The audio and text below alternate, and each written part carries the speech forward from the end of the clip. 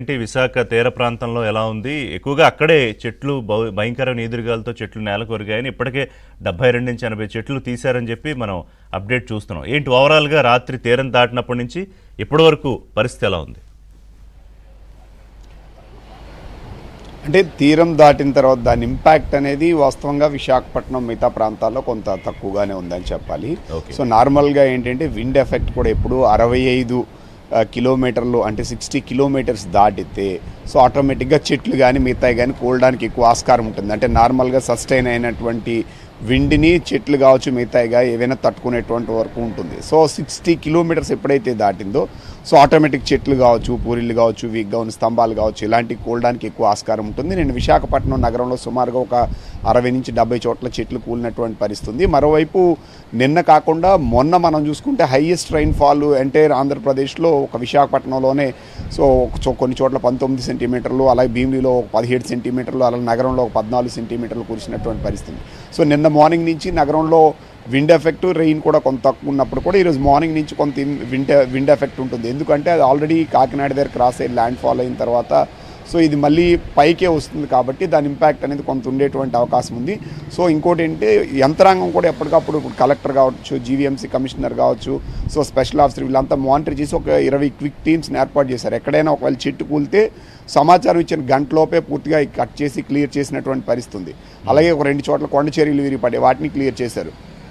అలాగే ఈ continuity of rain వల్ల కిరణ్డోల్ లైన్లో 2 చోట్ల ఆల్రెడీ ఏదైతే ఉన్నాయో అక్కడ కొండ చర్యలు విరిగి ఆ లైన్లో పడడం జరిగింది. వాటిని కూడా రైల్వే అధికారులు గత రాత్రి క్లియర్ చేస్తున్నారు.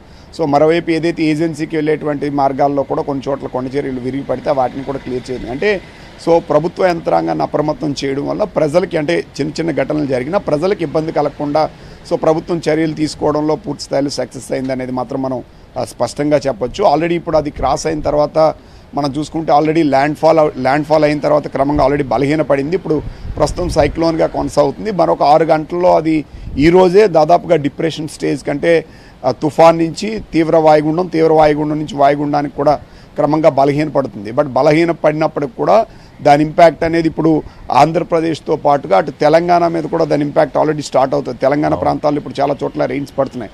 సో హెవీ రెయిన్స్ అనేవి ఇప్పుడు ప్రస్తుతము శ్రీకాకుళం నుంచి అప్ టు వెస్ట్ గోదావరి వరకు ఉన్న ప్రాంతంలో కేవలం డ్రిజ్లింగ్ మాత్రమే ఉంటుంది. అంటే చిన్న చిరుజల్లు, కొంత విండ్ ఎఫెక్ట్ ఉంటుంది.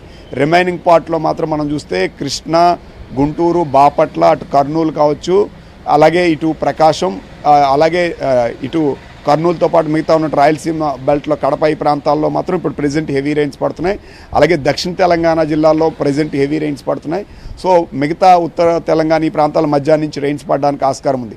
అలాగే ఇప్పుడు ఉత్తర కోస్తా జిల్లాలో ప్రస్తుతం కొంత లైట్ డ్రెజ్లింగ్ ఉన్నప్పుడు కూడా మధ్యాహ్నం తర్వాత నుంచి, ఎందుకంటే ఇది క్రాస్ అయిన తర్వాత కొంత ఇది ఎక్కడంటే మనం ఛత్తీస్గఢ్ ఈ పరిసర ప్రాంతం వరకు కూడా మూవ్ అవుతుంది.